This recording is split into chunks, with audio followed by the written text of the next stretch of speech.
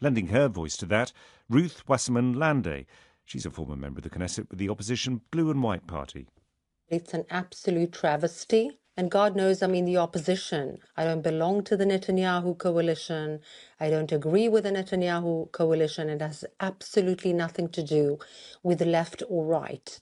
There's a moral confusion in the world currently with this manifestation of a very strange way of bringing justice. The judges, as far as I can see, they certainly have not said that Israel does not have a right to defend itself. What they are saying is that the way in which Israel has conducted that war, that is what they say provides reasonable grounds to believe that war crimes and crimes against humanity have been committed. So it's not about Israel's right for self-defense. It's about how you're waging the war. There has been not a targeting of civilians, but rather a precise attack against Hamas operatives who operate precisely and on purpose amidst civilian Gazan populations under kindergartens, under UNRWA headquarters, with UNRWA cooperation and being completely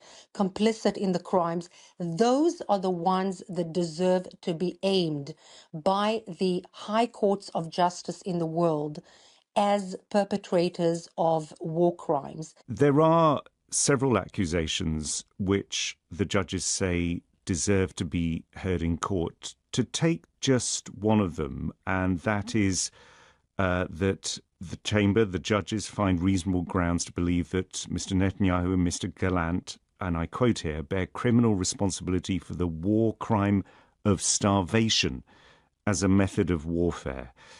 You're saying it's a travesty beyond belief. You will also be aware that for many, many months now, some of your closest allies have been expressing deep concern about the humanitarian situation in Gaza and the Israeli role in that. They feel that Israel has not been doing anywhere near enough and perhaps in some way blocking access to aid.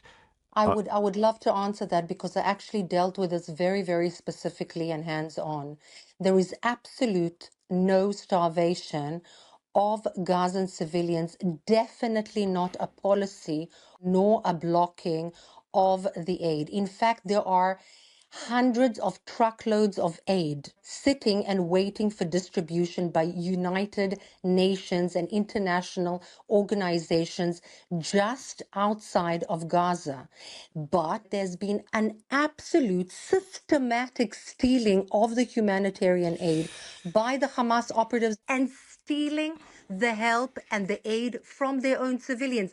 And the Gazan civilians have been testifying on video, even already to the point of not being afraid of being killed by Hamas, that they are being chopped hands and feet for daring to take their own humanitarian aid. Ruth, you did just say that there is no policy of blocking the aid. I spoke to an Israeli minister on air who said to me about northern Gaza, this was a few weeks ago, he said, we have created a blockade with our forces.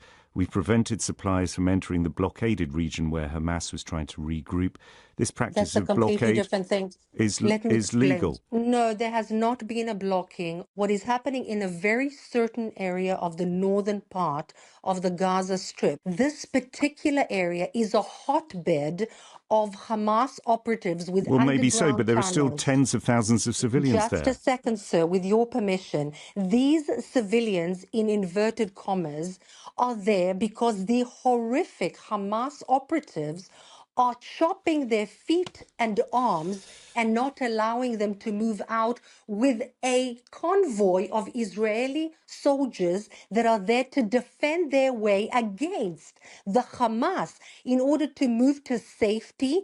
Israel has nothing to gain from starving the population. It is not a policy, nor an ideology, nor does it serve any interest. On the contrary, just international criticism. We don't want that. And that was Ruth Wasserman Lande from the opposition Blue and White Party in Israel. One of the striking aspects to the statement from the judges explaining why they've agreed to issue the arrest warrants is not just the